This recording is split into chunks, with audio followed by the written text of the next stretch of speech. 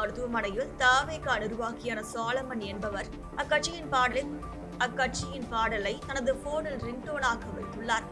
அதை கேட்ட திமுகவினர் அவரை தாக்கியதாக புகார் அளிக்கப்பட்டுள்ளது.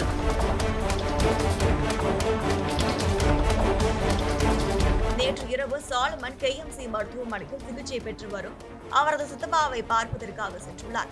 அப்போது அவரது போனில் தவேக கட்சியின் பாடல் ரிங்டோனாக ஒலித்துள்ளது. பாடலை கேட்டு அங்கிருந்த திமுகவினர் சிலர் ஆத்திரமடைந்து சாலமனை தாக்கியுள்ளனர். தட்டி கேட்ட உறவினர்களையும் திமுகவினர் தாக்கியுள்ளனர். இந்த சம்பவம் பரபரப்பை ஏற்படுத்திய நிலையில் இதுகுறித்து சாலமன் மற்றும் அவரது உறவினர்கள் போலீசில் புகார் அளித்துள்ளனர். மேலும் ரிங்டோன் வைத்ததற்கு அடிப்பீங்களா என கேள்வி எழுப்பிய சாலமன் மற்றும் அவரது உறவினர்கள் இதுகுறித்து போலீசார் உடனடியாக நடவடிக்கை எடுக்க வேண்டும் என புகார் அளித்துள்ளனர்.